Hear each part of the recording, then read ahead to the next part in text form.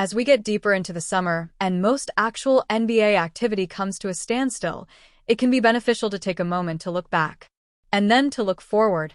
For the Lakers, probably no player is worth both a look back and a look forward more than Austin Reaves, the one-time undrafted guard from Oklahoma who managed to carve out a starring role for himself in the NBA despite significant odds working against him. Really, what are the chances that a fifth-year Sooners senior who shot 30.5% from the three-point line in his final college season and did not get a sniff in the NBA draft would go on to be a Lakers starter? Reaves averaged 20.2 points last season and was seen as the third leg of a Lakers offense that was potent after acquiring Luka Doncic from the Mavericks. Austin Reaves needs to be paid. But now the Lakers need to pay Reaves, who has a player option after the coming season, and things will get complicated here. For one thing, it was always going to be difficult to figure out how much Reaves should get, given his lack of a deep pedigree and his sudden rise in the rotation. It's even harder now that the new CBA has put serious teeth into the luxury tax, with its aprons and its severe team-building penalties. Still, as NBC Sports reports, Reaves is going to want to match the contract given to Heat star Tyler Herro, who is the number 13 overall pick from Kentucky and has an all-star game to his credit. Herro is in the midst of a 4-year, $120 million contract. NBC Sports writes, Reaves reportedly wants to be paid in the Tyler Herro range of $30 million a year, and Herro is a good comp in a lot of ways. If Reaves shows this season that he can be a high-level scorer next to Luka Doncic and can step up his game in the playoffs, the Lakers gladly will pay that much to keep him, and Reaves will want to stay.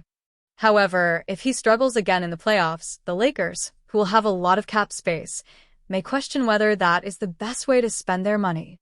Lakers likely to balk at $30 million per year. The problem is, Herro was given that contract well before the aprons became a reality, and almost as soon as the Heat doled it out to him, they were trying to trade him. Perhaps it is a fair deal, but it is not one the Heat would likely want to give out again. Would the Lakers feel the same about a potential Reaves contract? Not likely, not in today's tighter financial environment. As one GM put it, you can't just say, well, he averages 20 points, so he needs to get $30 million per year. No. You're going to have to take these negotiations more seriously. You're going to have to be realistic about what a guy is worth on both ends of the floor before you put a number out there. And Austin Reaves should get $24, $25 million a year. Not $30. It matters.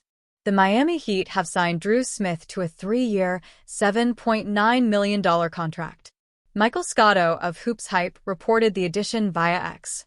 The Miami Heat and Drew Smith have agreed to a 3-year, $7.9 million deal, league sources told at Hoops Hype, Scotto wrote. Smith averaged 6.2 points on 51% shooting and 53% from three-point range, with 1.5 steals in 14 games last season.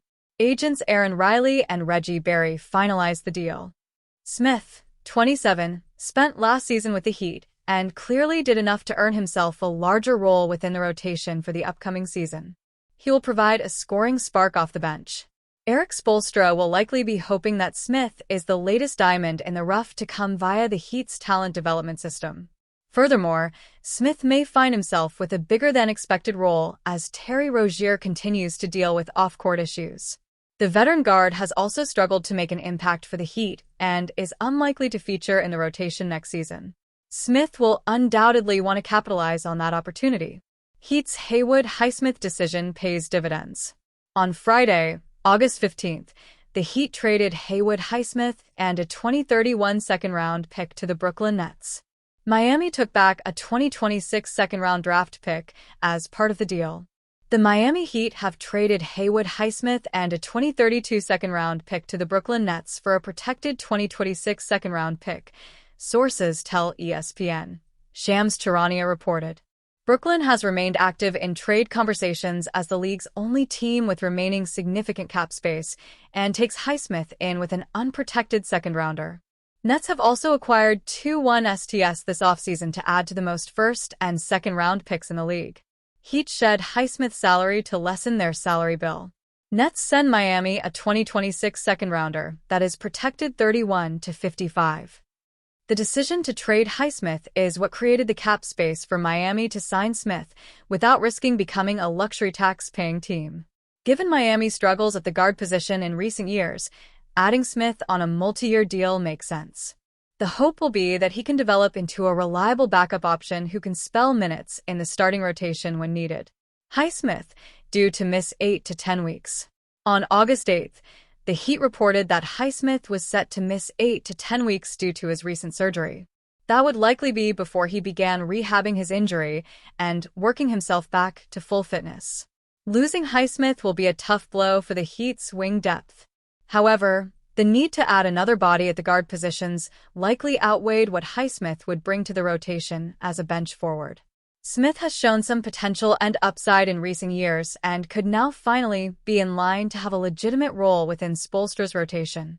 And, with such a low annual salary, Miami could easily redirect him in a trade if things don't go according to plan.